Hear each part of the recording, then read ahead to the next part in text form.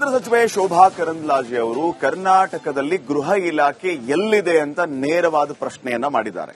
ಪ್ರಿಯಾಂಕ್ ಖರ್ಗೆ ಅವರು ಆರ್ಎಸ್ಎಸ್ನ ಬಿಟ್ಟು ಬೇರೆ ಯಾವ ವಿಚಾರದ ಬಗ್ಗೆಯೂ ಕೂಡ ತಲೆ ಕೆಡಿಸಿಕೊಳ್ತಾ ಇಲ್ಲ. ಅವರು ಸಚಿವರಾಗಿರೋದು ಗೃಹ ಇಲಾಖೆಗೆ ಅಥವಾ ಆರ್ಎಸ್ಎಸ್ ಶಾಖೆಗೆ ಅನ್ನುವಂಥ ಪ್ರಶ್ನೆಯನ್ನ ಶೋಭಾ ಕರಂದ್ಲಾಜೆ ಅವರು ಮಾಡಿದ್ದಾರೆ.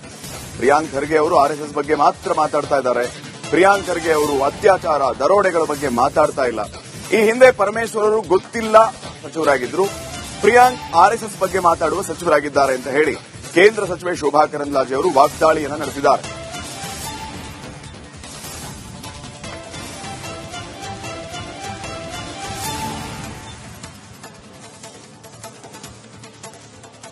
ಗವರ್ಮೆಂಟ್ ಏನು ಒಂದು ವ್ಯವಸ್ಥೆ ಇರುವಂತ ಅಕ್ರಮಗಳ ಬಗ್ಗೆ ಅವರು ಮಾತಾಡಿಲ್ಲ. ಯಾವತ್ತು ಮಾತಾಡಿದಾರೆ ನಂಗೆ ಹೇಳಿ ಪಡಿವು. ಅವರು ಪ್ರತಿನಿತ್ಯ ಬೆಳಗಾದ್ರೆ ಮಾತಾಡೋದು ಆರ್ಎಸ್ಎಸ್ ಬಗ್ಗೆ. ಅಂದ್ರೆ ಆರ್ಎಸ್ಎಸ್ ಬಗ್ಗೆ ಮಾತಾಡಿದ್ರೆ ಅವರು ಗೃಹ ಮಂತ್ರಿಯನ್ನ ಉಳಿಸ್ಕೋಬಹುದು, ಅವರ ಅಪ್ಪ ಕಾಂಗ್ರೆಸ್ಸಿನ ಅಧ್ಯಕ್ಷರಾಗಿ ಉಳಿಬಹುದು ಅಂತ ಅವರು ಅನ್ಕೊಂಡಿದ್ದಾರೆ. ಕರ್ನಾಟಕದ ಹಿತಾಸಕ್ತಿ ಅವರಿಗೆ ಬೇಕಿಲ್ಲ. ಕರ್ನಾಟಕದಲ್ಲಿ ಏನ್ ನಡೀತಿದೆ ಅನ್ನೋದನ್ನ ಅವ್ರು ಕೇಳಕ್ಕೂ ರೆಡಿ ಇಲ್ಲ.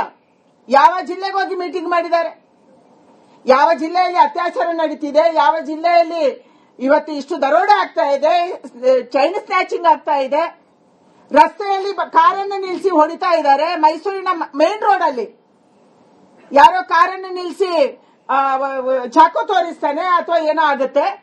ಇದು ಯಾವುದನ್ನು ಅವ್ರು ಕೇಳ್ತಾ ಇಲ್ಲ.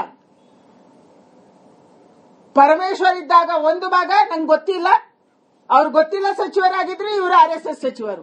ಎರಡೇ ಡ್ರಗ್ಸ್ ದಂಧೆ ಬಗ್ಗೆ ಕರ್ನಾಟಕದಲ್ಲಿ ಆಗ್ತಾ ಇರುವಂತ ಅಕ್ರಮ